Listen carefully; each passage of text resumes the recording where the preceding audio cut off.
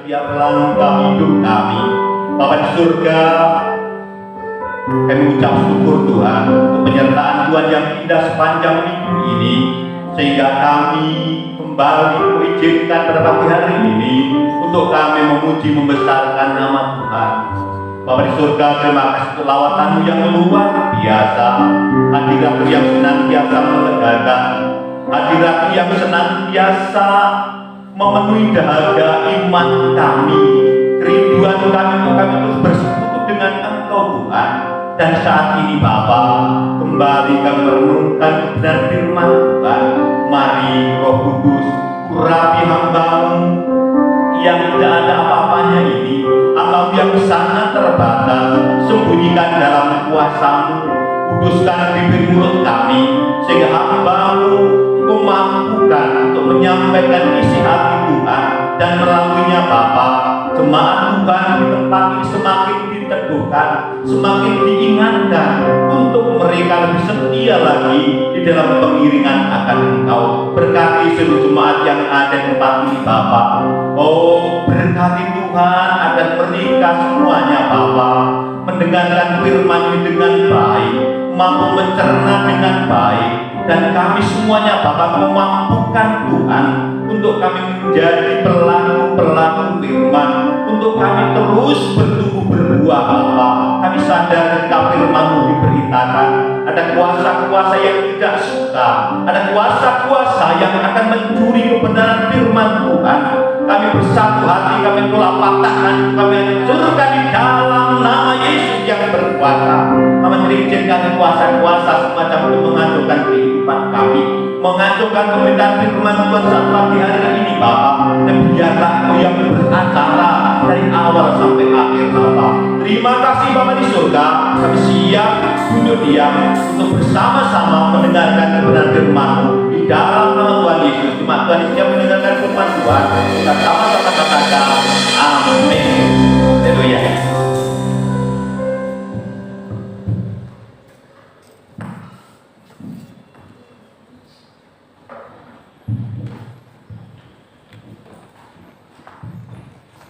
Shalom. Apa kabar? Luar biasa, puji Tuhan. Bapak, Ibu, saudara-saudariku yang terkasih di dalam Tuhan, saya secara pribadi juga merasakan bahwa Allah kita itu Allah yang luar biasa. Sehari yang lalu kalau saya nggak salah, saya mencoba karena mendengar kabar Ibu Gembala tidak ada pada waktu WBI, saya mencoba mengabari Ibu Gembala kurang enak badan, rupa-rupanya sama, kami juga begitu. Nah, tapi tidak apa-apa ya, hidup kadang-kadang kena angin, hidup kadang-kadang kita juga tidak selamanya enak-enak saja. Kadang kita juga di dalam kesakitan kita, itu kita semakin dekat dengan Tuhan. Bapak, Ibu, saudara-saudariku yang terkasih di dalam Tuhan Yesus Kristus, pagi hari ini kembali kita mau merenungkan kebenaran firman Tuhan yang diambil dari Matius 26 ayatnya yang ke-36 sampai ke-46. Ya, sekali lagi kita mau bersama-sama. Iya, Matius 26 ayat 36 sampai dengan ayat yang ke-46 dengan bentuk doa Tuhan Yesus di Taman Getsemani. Ini firman Tuhan yang luar biasa, yang ketika kita renungkan, maka kita ini siapa? Apa yang bisa kita lakukan? Ya, begitu luar biasanya pengorbanan Tuhan Yesus, penderitaan yang luar biasa. Bahkan nanti kita akan bersama-sama di sana belajar secara indah, secara lengkap, secara spesifik digambarkan oleh seorang tabib, yang juga seorang penulis firman Tuhan yang bernama Lukas, ya, di mana pada waktu itu Tuhan Yesus ketika berdoa itu karena diliputi oleh rasa sedih, rasa takut yang luar biasa, sampai-sampai digambarkan oleh Lukas yang seorang tabib tadi, Tuhan Yesus mengeluarkan keringat bercampur darah. Luar biasa ya. Ketika seseorang mendapatkan tekanan, ada rasa takut, ada rasa sedih, maka pembuluh-pembuluh darah yang halus, pembuluh-pembuluh darah kapiler bisa pecah, dan darah pun keluar bersama dengan keringat. Itu yang dialami Tuhan Yesus. Pada Tuhan Yesus tidak pernah melakukan kesalahan, dan itu karena dosa kita, karena kesalahan kita yang ditanggungnya. Nah, mari Bapak Ibu Saudara-saudariku yang terkasih, sebelum kita melangkah lebih jauh, kita bersama-sama membaca firman Tuhan ini. Ayat genap saya yang membaca, nanti ayat yang ganjil Bapak Ibu Saudara. Ya, 2, 3. Maka sampailah Yesus bersama murid-muridnya ke suatu tempat yang bernama Getsemani. Lalu ia berkata kepada murid-muridnya, duduklah di sini sementara aku pergi ke sana untuk berdoa. Lanjut. 3.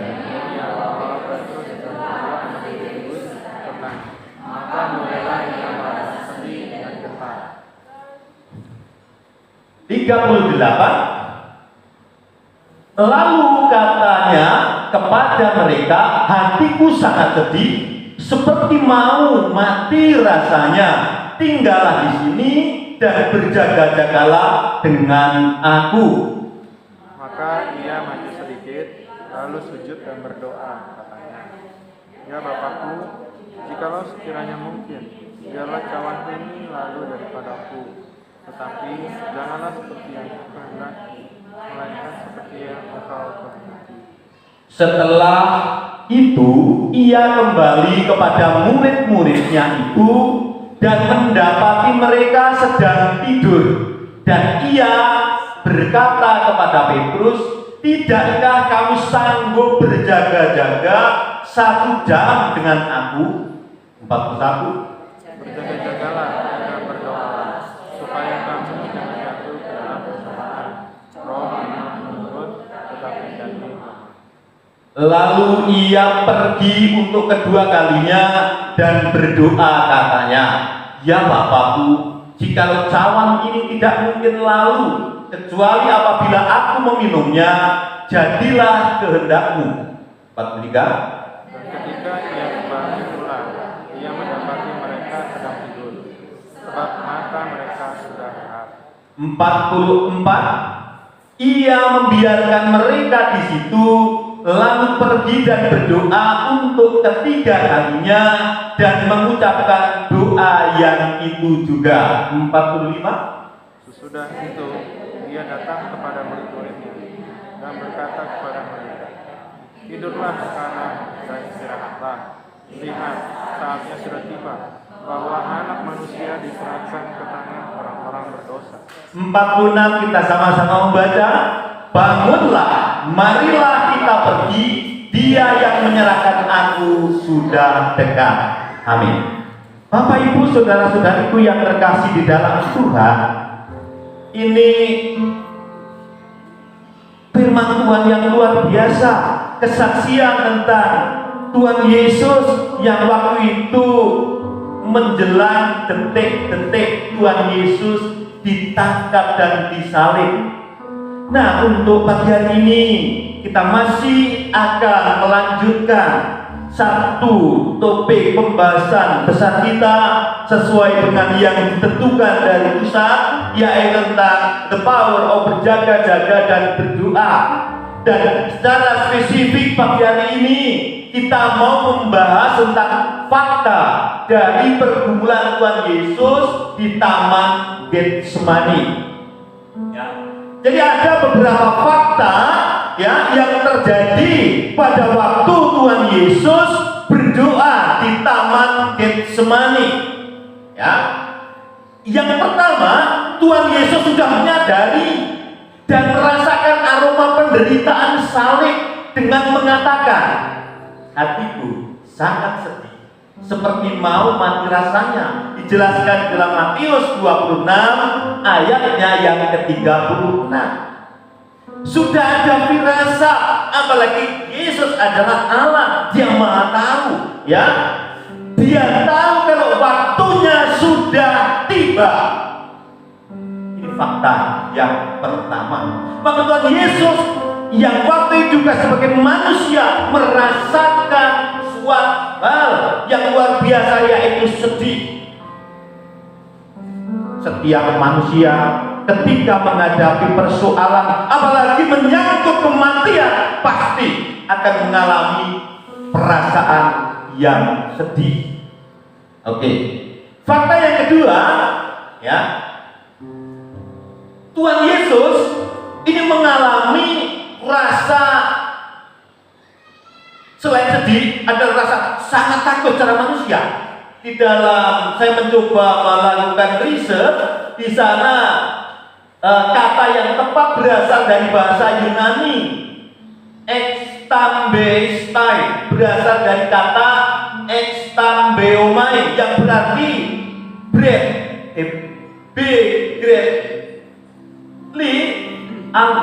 alam, ya, sangat takut, ya. Dari ayat ini kita bisa melihat bahwa Yesus bukan hanya sedih, tetapi juga takut. Dan itu wajar. Karena apa? Karena Tuhan Yesus waktu itu dalam posisi sebagai manusia, ya. Secara kemanusiaan, ketika seseorang akan menghadapi kematian, apalagi dengan cara yang tidak wajar, itu pasti ada perasaan takut. Ya, saya yakin Bapak Ibu saudara-saudariku juga pernah merasa takut. Saya juga pernah merasa takut. Tahun 99, kalau saya terkenal tidak takut, ya, tapi waktu takut bertakut. Jadi kami pulang dari Sampit lalu ke sini, itu kami di kebun keuskupan cari lanjangan kacang dari bambu. Tiba-tiba kami nggak bisa naikkan ke sepeda, ada orang yang menolong naikkan ke sepeda. Saya disuruh megang sepeda. Orang itu membawa ini parang yang tajamnya minta ampun. Jadi waktu itu lucu banget. Ketika dia ngangkat sambil megang barang ini saya bergerak ini, saking takutnya. Ya, kalian bisa merasakan yang namanya takut. Ya. Bukan diancam mau dibunuh, ya tidak. Tapi begitu melihat itu kok nggak tahu ini otomatis bergerak ini. Wah, saking takutnya. Nah, apalagi Tuhan Yesus sudah tahu Tuhan Yesus mau disalib. Luar biasa takutnya sebagai manusia, ya. Tetapi Tuhan Yesus kan bukan kita. Tuhan Yesus memberikan teladan kepada kita setia sampai akhir, ya. Nanti kita akan pelajari lebih jauh lagi, ya. Nah, kenapa Tuhan Yesus menderita? Ya, ini, ya.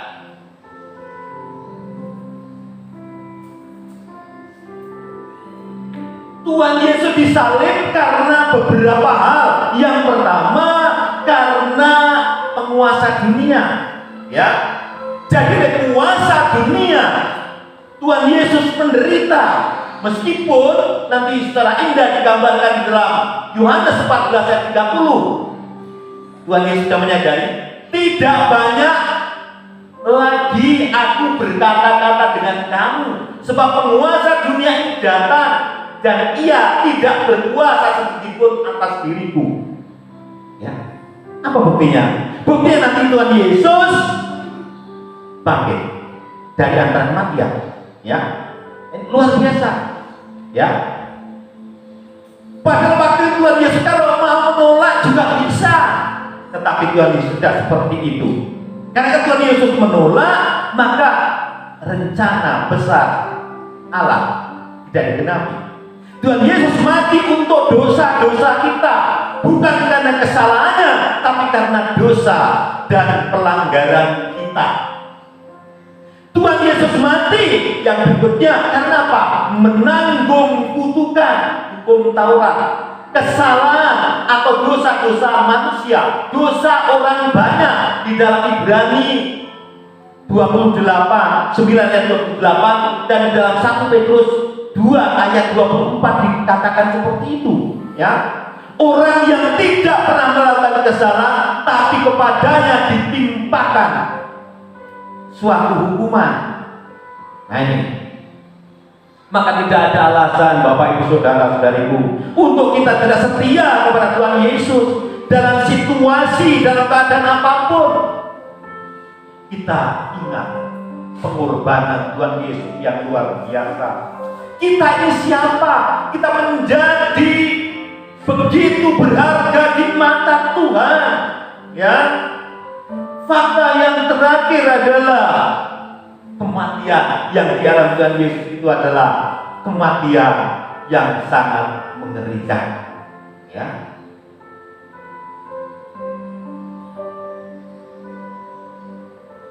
Jadi ketika Tuhan sudah disalib, nanti terakhir ditombak, itu bukan karena Tuhan Yesus lalu apa mati karena tombak, bukan, tapi Tuhan Yesus menyerahkan nyawanya.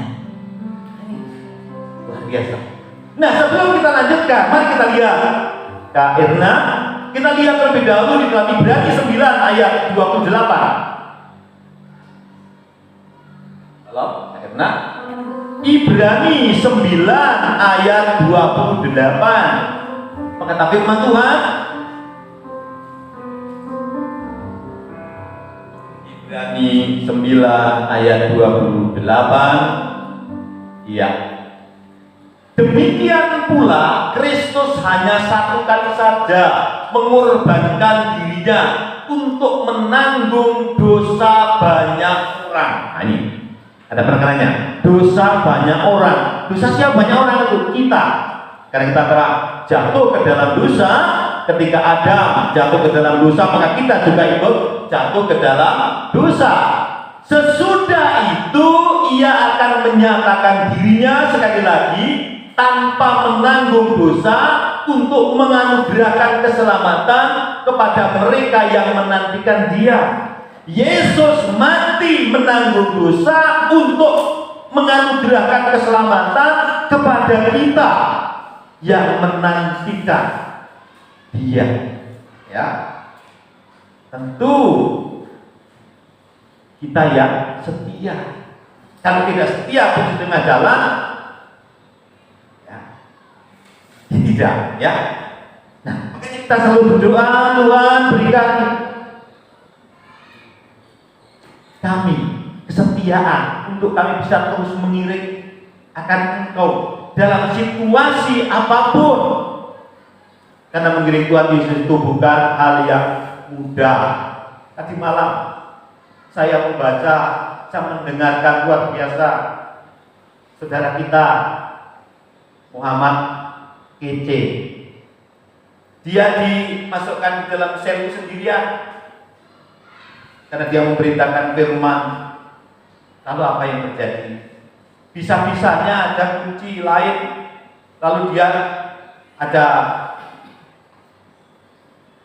oknum aparat yang juga menjadi narapidana yang langsung masuk ke ruangan itu, membawa kawan-kawannya lalu diajar, ya, diajar sampai pingsan. Setelah pingsan dia lalu disiram lagi siuman, lalu diajar lagi. Mengikut Yesus bukan hal yang mudah, harus siap dengan segala konsekuensi, siap dengan segala risiko. Jadi jangan ada gambaran mengikut Yesus itu pasti yang enak-enak saja, tidak. Ya, pasti ada, harus berani memikul salib. Oke, kembali Kak Erna.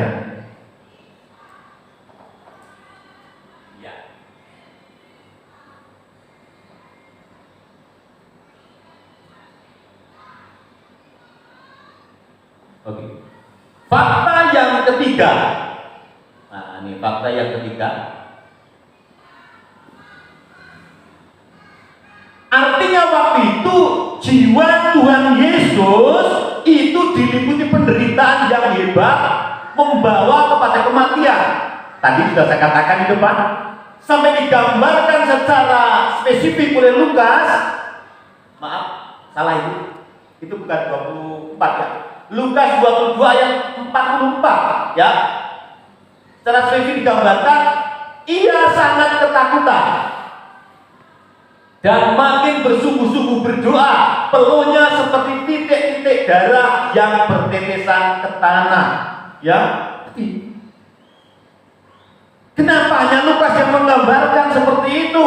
Karena Lukas adalah seorang tabib, paham tentang anatomi tubuh, paham tentang kesehatan, ya, paham tentang psikologi, ya. Ini saking takutnya Tuhan Yesus. Ya, Tuhan Yesus juga manusia waktu itu. Bahkan pembuluh darah kapilernya pecah, pembuluh darah halusnya pecah, lalu darah bercampur dengan keringat menetes ke tanah. Suatu penderitaan yang luar biasa. Nah, ini yang keempat, di Taman Getsemani Yesus mengetahui bahwa dia akan menghadapi penderitaan salib. Yesus sudah tahu. Ya, tapi Tuhan Yesus tidak menghindar.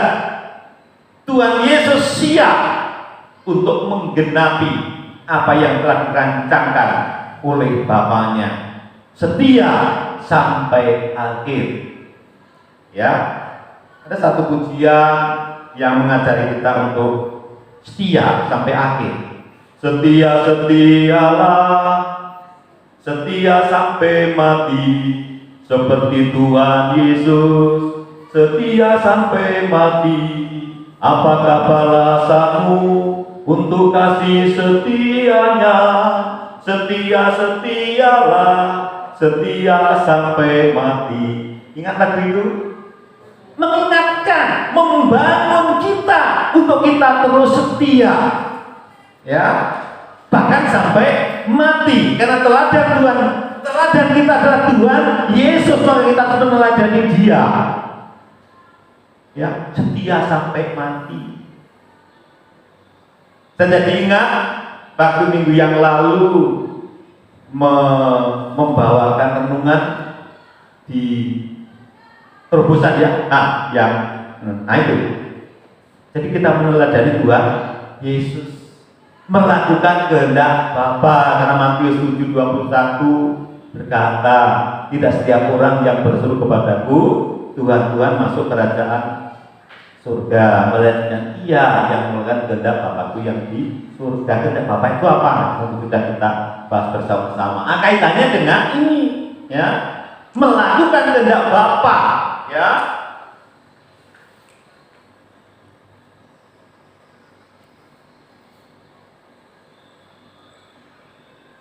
Kok macet Kak? Oh.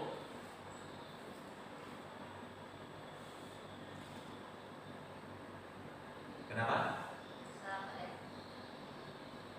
Oh, ini.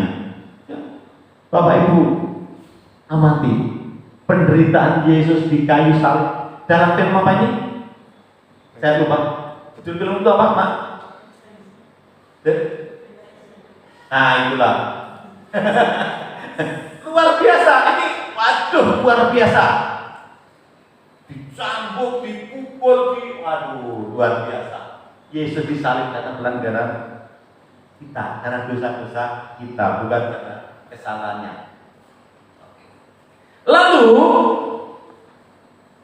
fakta yang berikutnya kita mau melihat doa Tuhan Yesus yang pertama. 3 kali Tuhan Yesus berdoa di Taman Getsemani. Ya, doa yang pertama, ya, kita mau lihat bersama-sama. Maka ia maju sedikit lalu sujud dan berdoa, katanya, ya Bapakku, jikalau sekiranya mungkin, biarlah cawan ini lalu daripadaku, tetapi janganlah seperti yang ku kehendaki, melainkan seperti yang engkau kehendaki. Matius 26 ayat 39.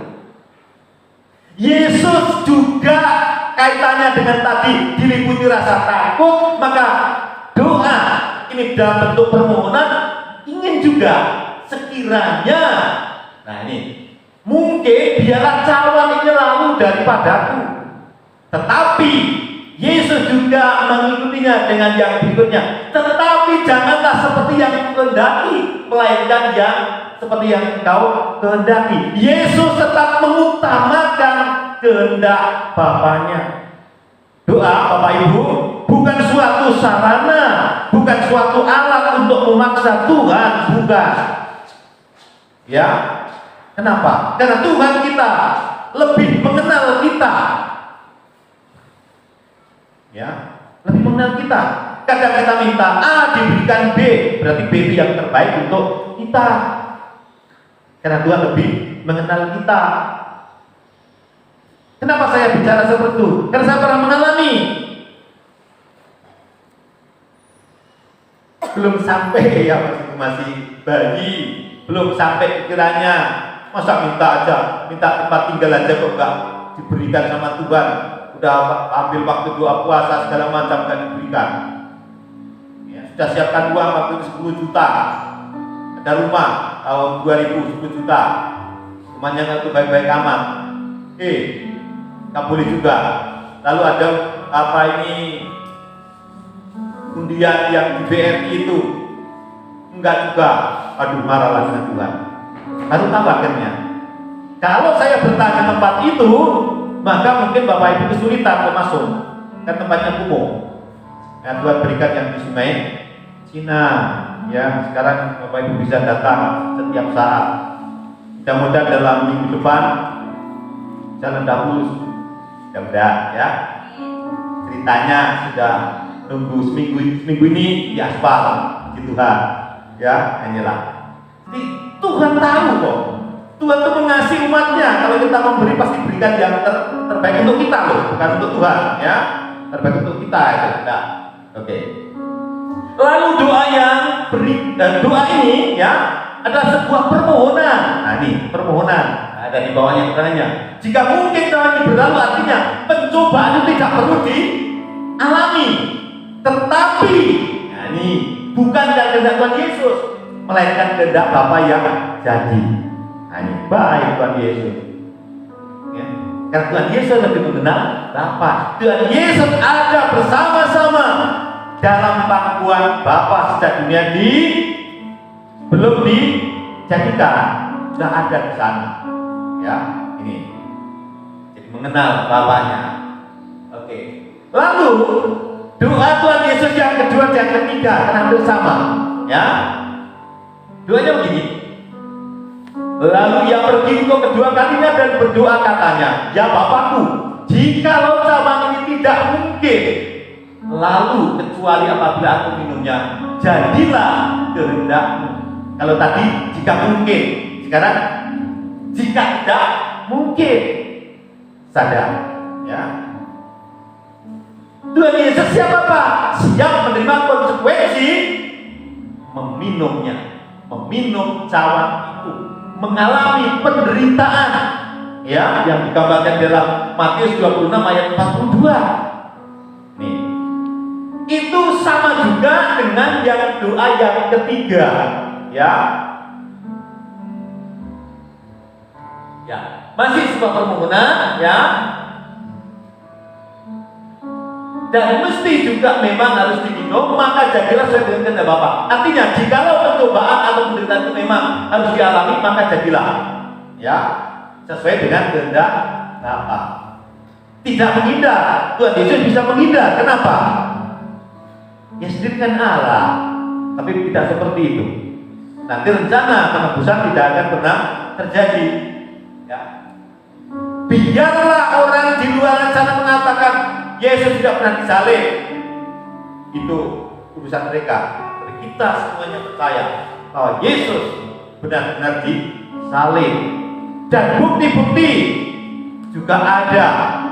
Kemarin saya membaca Bapak Ibu, ketika Tuhan Yesus disalib, darah itu tembus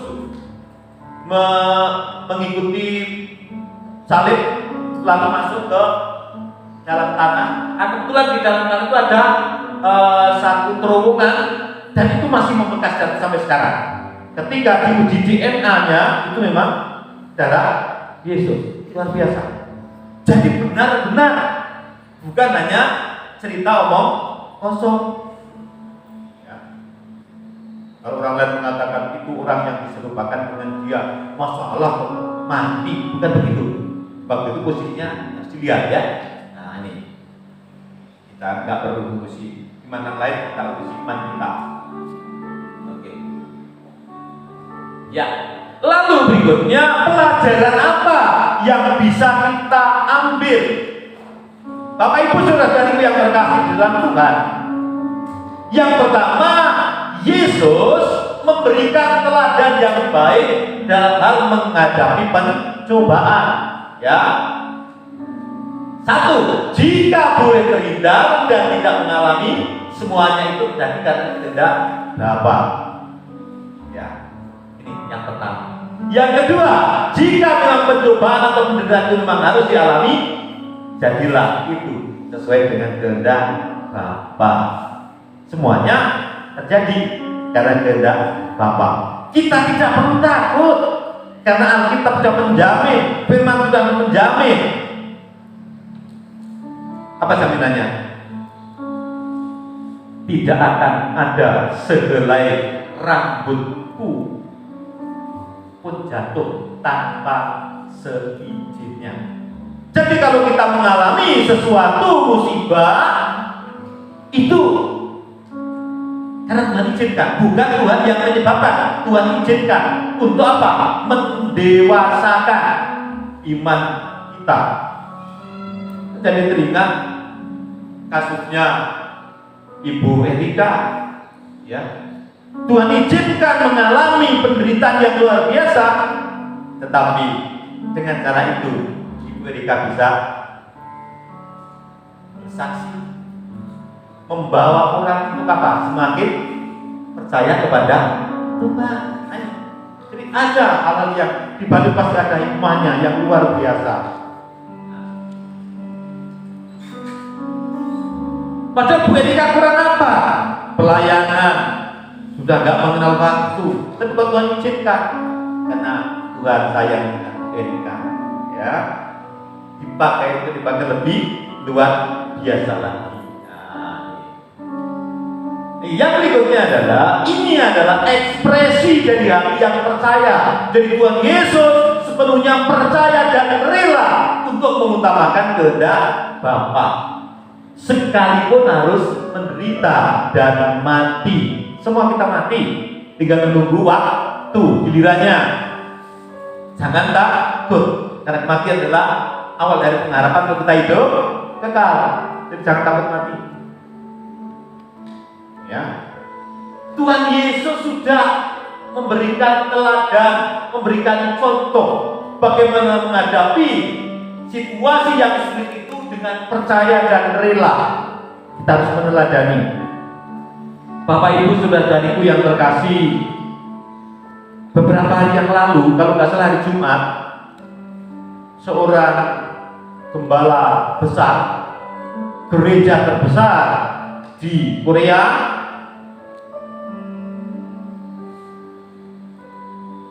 pendeta atau pastor Paul Yong-Hee Cho juga meninggal dunia. Ya, ini orang yang luar biasa dipakai Tuhan. Paul Yong-Hee Cho. Waktu itu Paul Yong-Hee Cho latar belakangnya bukan dari Kristen, lalu dia menjadi orang Kristen, mula-mulanya 3 keluarga menjadi 40 jemaat. Ya, nggak tahu yang terakhir berapa. Nah, lalu menjadi berkat, menjadi motivasi untuk hamba-hamba Tuhan di seluruh dunia, termasuk juga hamba Tuhan yang ada di Surabaya, Pak Abraham Alektanus Putra, yang mampu membangun gereja terbesar di Indonesia, sekitar 30.000 orang satu gereja. Wow. Tapi beliau juga sudah sampai waktunya, ya, Kalau Bapak Ibu penasaran, bisa membaca bukunya. Judulnya adalah, sangat motivasi. Judulnya adalah Kehidupan yang Berhasil. Ya, gitu. Jadi kalau kita lemah-lemah semangat baca buku itu, jadi kita dibangun lagi untuk kita semakin mengandalkan Tuhan, untuk kita semakin punya iman.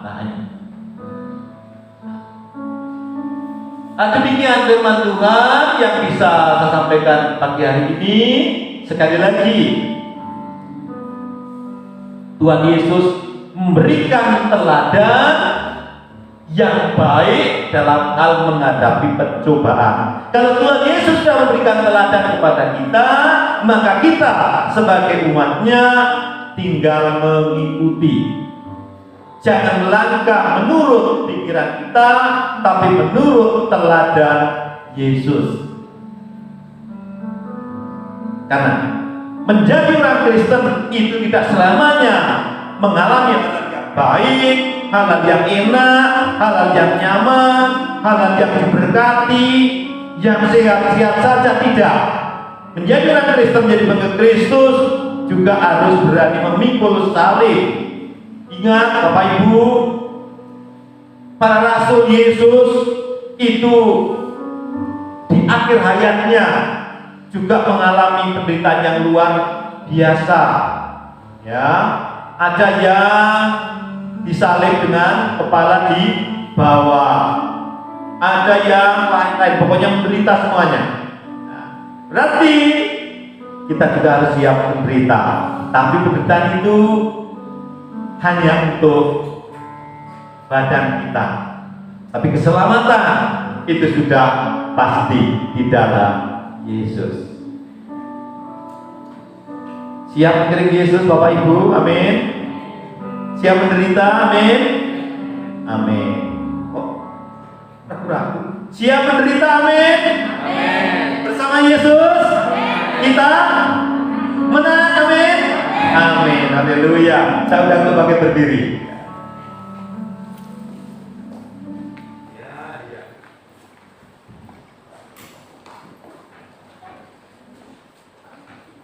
Bapa di surga, hamba telah selesai menyampaikan isi hatimu. Mari Tuhan, materaikan firman-Mu dalam hati setiap kami, sehingga setiap kami yang mendengarkan firman-Mu memberikan kekuatan untuk kami setiap saat siap sedia untuk menghadapi pencobaan, untuk kami setiap saat siap sedia meneladani Tuhan Yesus. Terima kasih Bapa, terima kasih Tuhan. Kami yakin dan percaya firman-Mu tidak akan kembali dengan sia-sia. Firman-Mu akan terus bertumbuh di dalam hati setiap jemaat Tuhan di tempat ini. Terima kasih Bapa, terima kasih Tuhan. Kita akan angkat pujian, Aku Mengasihi Engkau Yesus. Aku mengasihi Engkau Yesus dengan segenap hatiku. Aku mengasihi Engkau Yesus dengan segenap jiwaku. Haleluya, berfirman firman-Mu, Haleluya.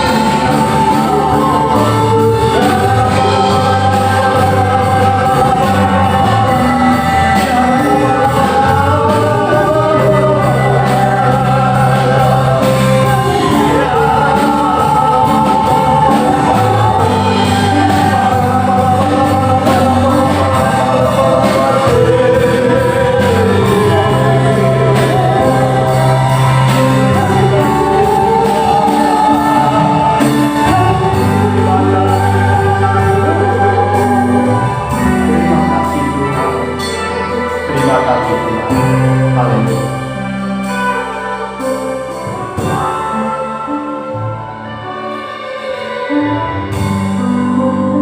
Terima kasih Tuhan Yesus, kami sudah mendengarkan bagian dari firman-Mu Tuhan. Kiranya firman-Mu dapat menjadi pelita dan terang bagi langkah kami dan menjadi bagian dalam kehidupan kami Tuhan. Terima kasih Bapa Surgawi. Haleluya. Amin. Saya bersilakan jemaat untuk berdiri. Kita akan mendengarkan pengumuman sepekan.